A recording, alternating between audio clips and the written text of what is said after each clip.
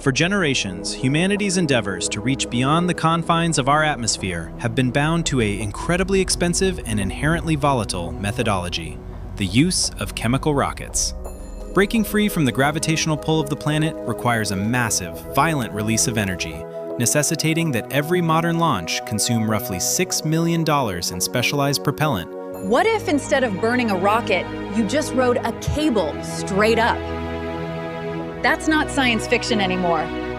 To compound this economic inefficiency, the overwhelming majority of the delivery vehicle is completely obliterated or discarded during its ascent, transforming millions of dollars of precision engineering into atmospheric debris or ocean salvage with every mission. This has remained the unchallenged paradigm of space exploration for nearly a century.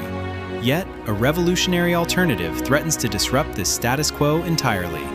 Imagine a reality where instead of riding a controlled explosion into the heavens, you could simply board an electromagnetic transport vehicle and ascend quietly along an ultra-strong tether, stretching directly into the cosmos.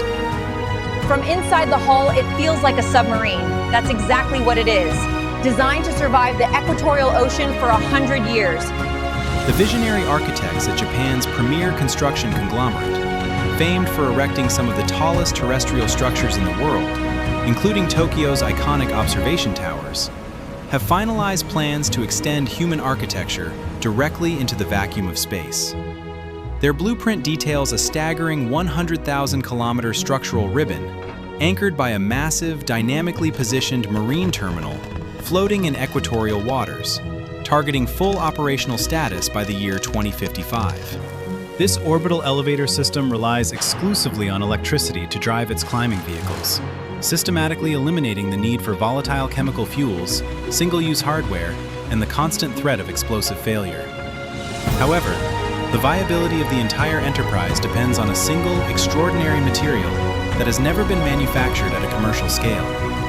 Deep within the research facilities of Shizuoka University, scientists are aggressively testing advanced carbon molecular configurations in the microgravity environment of the International Space Station.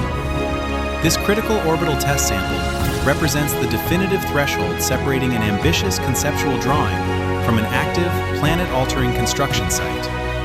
The physical construction of this unprecedented gateway begins far from the launch pad, inside a highly advanced domestic shipyard. Here, automated industrial machinery utilizes high-definition plasma cutters to slice through massive 45mm thick structural steel plates with microscopic accuracy. Each massive sheet is mechanically bent to conform to the exact curved radius of a colossal 420-meter-wide floating ring that will form the backbone of the ocean-bound Earthport. The internal architecture of this floating island is comprised of 28 independent, fully isolated watertight chambers. Welders work around the clock to permanently seal each individual compartment before fabrication on the adjacent section is allowed to commence. Every single chamber undergoes rigorous pressure and flood testing prior to leaving the dry dock, because a single structural breach or weld failure could cause the entire multi-billion-dollar port to founder.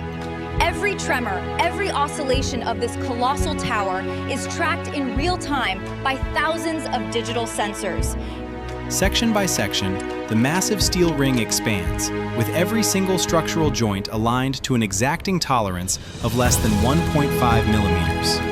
Specialized deep-sea welders operate beneath the surface to secure the primary foundation joints, applying structural seals engineered to withstand the corrosive forces of open ocean currents for half a century. Inside each of the 28 distinct compartments, massive structural ring frames are integrated every 2.5 meters. The outer hull cannot be permitted to flex or distort under stress, or the central cable mounting mechanism would experience catastrophic alignment failure. To stabilize this massive marine terminal against the immense dynamic tension generated by the space elevator ribbon, engineers pump 52,000 tons of heavy ballast concrete into the lowest cells of the base structure. Equatorial storms don't stop for the deck crew. Every operation is managed from this command center permanently. A network of 16 highly responsive, multi-directional propulsion pods is integrated directly into the perimeter of the hull, giving the 420-meter ring the ability to actively steer and maintain its exact coordinates in the turbulent waters of the open ocean. The upper flight and logistics deck is installed during the final phases of dry dock construction, utilizing prefabricated modular sections that are lowered into place, meticulously aligned via laser tracking, bolted down, and welded completely flush.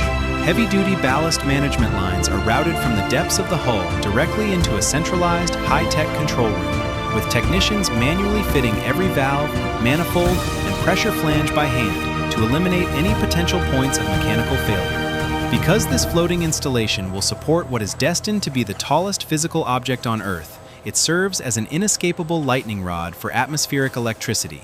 Consequently, an intricate array of heavy-gauge lightning conductors rings the entire perimeter of the upper deck to safely dissipate massive electrical discharges.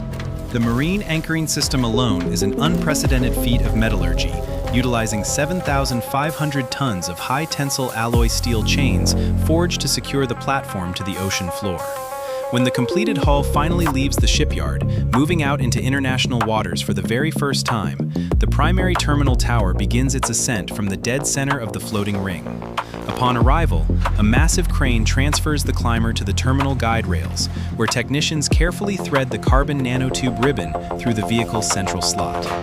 The magnetic grippers close, the ground-based laser locks onto the receiver panels, and the motor units spin up, sending the first climber smoothly up into the sky. To fully reinforce the space elevator, an armada of over 550 specialized reinforcement climbers must run around the clock for years. Each vehicle carries a fresh spool of carbon nanotube ribbon, systematically layering and bonding the new material onto the expanding core, while the port control room monitors altitude, velocity, and bond quality in real time.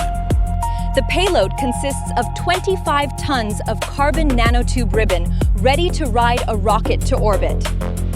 If a substandard bond is detected, the climber automatically halts, reverses course, and re-executes the section. As climbers complete their journeys and return to the ocean dock, maintenance crews rapidly swap out worn rollers, recalibrate sensitive telemetry instruments, and clear them for another ascent. When an operational satellite's orbit threatens to intersect the path of the cable, the Earthport's powerful marine thrusters fire, introducing a controlled wave along the ribbon that swings it safely clear of the hazard. Over the course of a 15-year construction window, the ribbon transforms dramatically.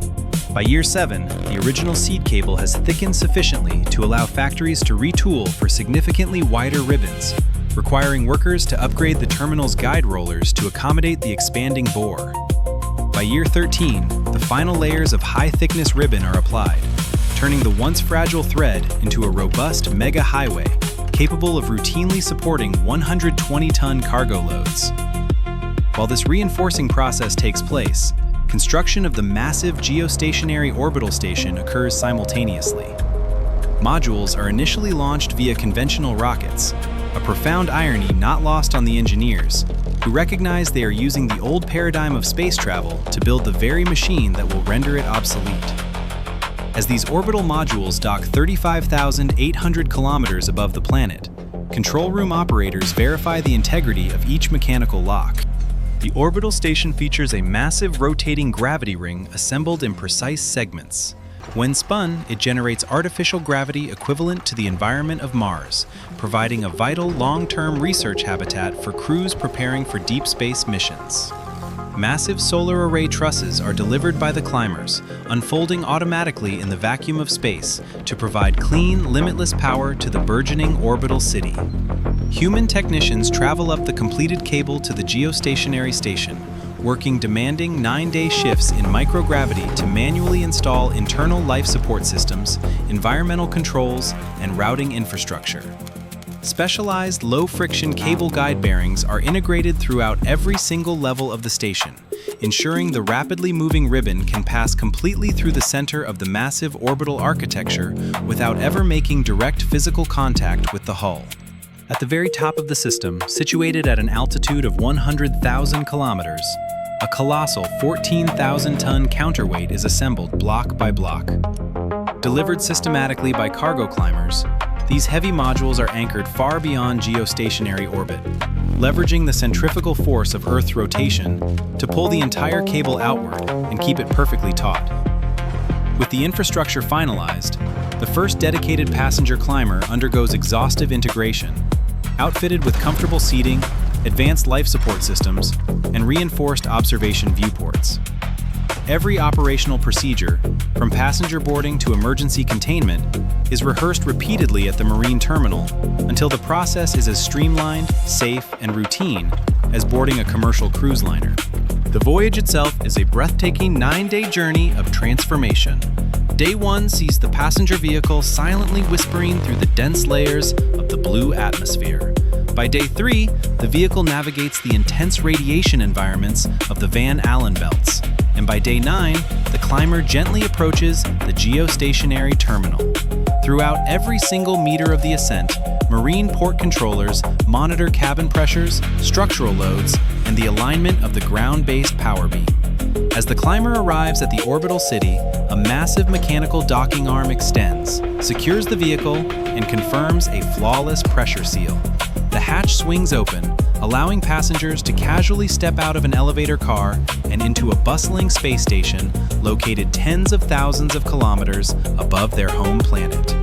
The era of the space elevator is no longer a distant dream. The Earthport operates as a bustling international travel terminal.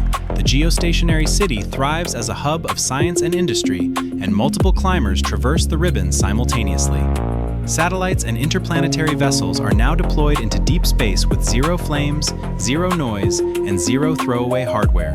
By slashing the astronomical cost of orbital insertion from thousands of dollars per kilogram down to a mere $12, this triumph of human engineering completely rewrites the future of our species, opening the door to sustainable, unlimited exploration of the stars.